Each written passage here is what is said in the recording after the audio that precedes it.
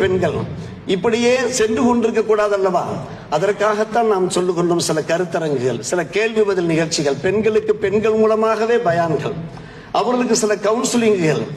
இஸ்லாமிய மார்க்கத்தின் மகத்துவம் என்ன, சத்திய சஹாபிகளுடைய வாழ்ந்த வாழ்க்கை என்ன, சஹாபாக்கள் ஆண் சஹாபாக்களை பற்றி மட்டுமல்ல, பெண் சத்திய சஹாபிகள், நீங்கள் ஒவ்வொரு பெண்ணும் ஒரு சஹாபி பெண்மணியாக உருவெடுக்க வேண்டும் என்பதெல்லாம் பெண்களுக்கு எடுத்து சொல்ல வேண்டிய ஒரு காலகட்டாயம் வந்துவிட்டது. அன்பான பெருமக்களே, அதோ நெல்லை மாவட்டத்திலே ஒரு பிரபல்யமான ஊரிலே அந்த வஹீதா என்கின்ற பெண்மணி மூலமா ஒரு ரீல்ஸ் வெளியாகி கிட்டத்தட்ட 6 மாசத்துக்கு முன்னால் அது எந்த அளவுக்கு பிரபல்யமாக ஆகிக்கொண்டிருந்தது என்பதெல்லாம் தெரிந்த ஒரு விஷயம்.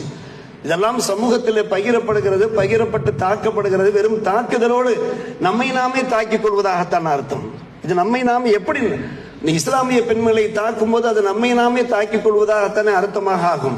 எனவே இந்த பெண்கள் சீர்திருந்த வேண்டும், அவர்கள் மனமாற வேண்டும், அவர்கள் நல்ல ஒரு மூமினான பெண்களாக, ஆண்களாக இருந்தாலும் சரி பெண்களாக இருந்தாலும் சரி, ஒரு பரிசுத்த ஆண்களாக, பரிசுத்தமிக்க பெண்களாக குர்ஆன் ஹதீஸுடைய அந்த போதனைகள் முறையாக சென்று சேர வேண்டும்.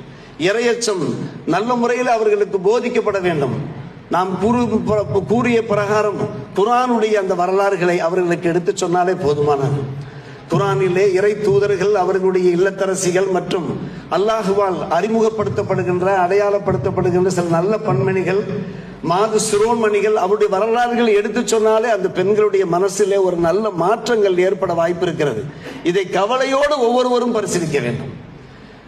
உலமாக்கள் மட்டுமல்ல, நாங்கள் முக்கியமாக பரிசீலிக்க வேண்டும். இது எங்களுடைய ஒரு முக்கியமான ஒரு அவசிய கட்டாய கடமையாக இருக்கிறது.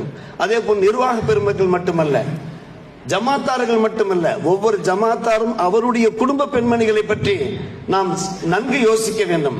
எதிர்காலத்தில் பெண்கள் இப்படி வழி தவறிவிடாத அளவுக்கு.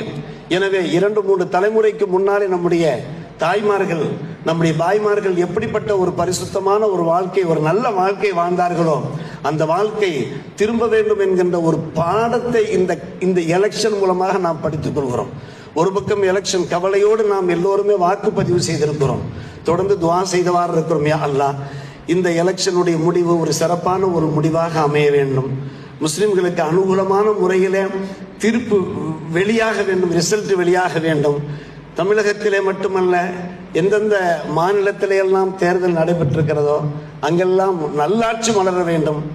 முஸ்லிம்களுக்கோ மற்ற அந்த மாநிலத்து மக்களுக்கோ எந்த இடையூறும் ஏற்படாத அளவுக்கு, எந்த ஒரு பாதிப்பும் ஏற்படாத அளவுக்கு ஒரு ஊழலற்ற நேர்மையான நீதியான ஒரு ஆட்சி நிலவ வேண்டும் என்றெல்லாம் நாம் துஆ கேட்டுக் கொண்டிருக்கிறோம். தொடர்ந்து துஆ கேட்க வேண்டும், அல்லாஹ் கபூல் செய்வான். ஒரு மகத்தான வெற்றி அன்பான பெருமக்களே, நம்முடைய முஸ்லிம் பெருமக்களுக்கு எங்கெல்லாம் முஸ்லிம்கள் வேட்பாளர்களாக நின்றார்களோ அங்கெல்லாம் அத்தனை முஸ்லிம்களும் வெற்றி பெற வேண்டும். மட்டுமல்ல, யாரெல்லாம் நீதிக்கு குரல் கொடுத்தார்களோ, நேர்மைக்கு குரல் கொடுத்தார்களோ, சத்தியத்திற்கு குரல் கொடுத்தார்களோ, எதிர்காலத்திலே தமிழக மக்களுக்காக வேண்டி உழைப்பார்களோ, பாடுபடுவார்களோ, அவர்கள் அனைவரும் வெற்றி பெற வேண்டும் என்று நாம் ஒரு பக்கம் துஆ செய்கின்றோம். இன்னொரு பக்கம் அல்லாஹ் கபூல் செய்வனாக. இன்னொரு பக்கம் நம்முடைய சமுதாயத்தை பற்றி நாம் அதிகம் கவலைப்பட வேண்டியிருக்கிறது. அந்த கவலையை அல்லாஹ்விடத்திலும் பகிர்ந்து கொள்வோம். அதற்கான அந்த ஆயத்த நடவடிக்கையிலும் நாம் ஈடுபடுவோம். வல்ல அல்லாஹ் இந்த சமுதாயத்தை பாதுகாப்பானாக, மன்னிப்பானாக, இந்த சமுதாயத்தை சீர்திருத்துவானாக. நல்லோர்கள் நாதாக்கள் கூட்டத்திலே அத்தனை பேரையும் சேர்த்துக் கொள்வானாக. வாக்கு தாவன் அல்ஹம்துலில்லாஹி ரப்பில் ஆலமீன். அஸ்ஸலாமு அலைக்கும் வரஹ்மத்துல்லாஹி.